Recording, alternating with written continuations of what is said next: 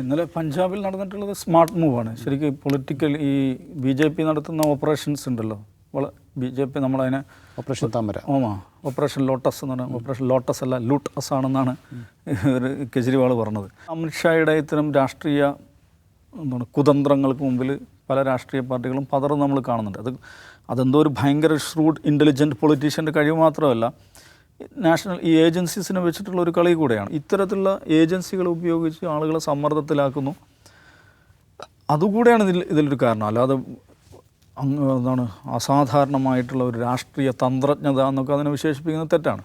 അപ്പോൾ അങ്ങനെയുള്ള കേന്ദ്ര ഏജൻസികളെന്ന് പറയുന്ന ഈ ടൂൾ ഉപയോഗിച്ചുകൊണ്ട് ആളുകളെ വളഞ്ഞു വെക്കുന്നു, പലതരത്തിൽ സമ്മർദ്ദത്തിലാക്കുന്നു, അവസാനം കീഴടങ്ങുന്നു. ഇതാണ് സംഭവിക്കുന്നത്. അപ്പോൾ അതിൽ പതറുകയാണ് രാഷ്ട്രീയ നേതൃത്വം, പതറുന്ന കാഴ്ചയാണ് നമ്മൾ കാണുന്നത്.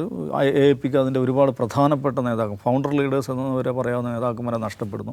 അപ്പോൾ അതിനിടയിലാണ് പഞ്ചാബും പോകാൻ പോവുകയാണ്. പഞ്ചാബിലും ഡിഫെക്ഷൻ വരുന്നു. ആളുകൾ മറുകണ്ണം ചാടിയിട്ട് പഞ്ചാബിലെ സർക്കാർ, അവിടെ BJPക്ക് 2 സീറ്റുകളെന്ന് മനസ്സിലാക്കണം, 2 MLA ഉള്ളതെന്ന് മനസ്സിലാക്കണം.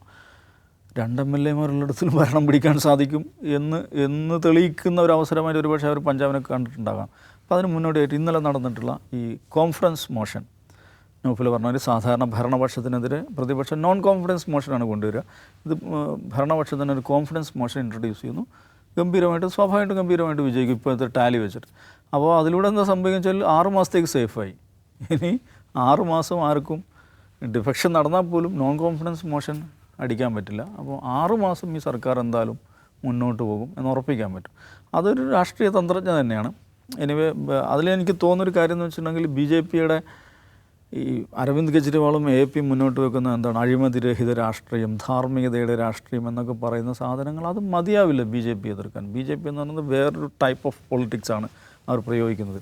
അപ്പോൾ അതിനെ അതേ തന്ത്രജ്ഞതയിലും അതിനെ മറികടക്കുന്ന രാഷ്ട്രീയത്തിലും കൂടെ അതിനെ എതിർക്കാൻ പറ്റുള്ളൂ എന്ന തിരിച്ചറിവ് AAP നേതൃത്വത്തിനും കെജ്രിവാളിനും ഉണ്ടായിക്കൊണ്ടിരിക്കുന്നു. അവർ ആ തിരിച്ചറിവിലേക്ക് വരുന്നു എന്നുള്ളത് ഞാൻ പ്രധാനമായിട്ട് കാണുകയാണ്.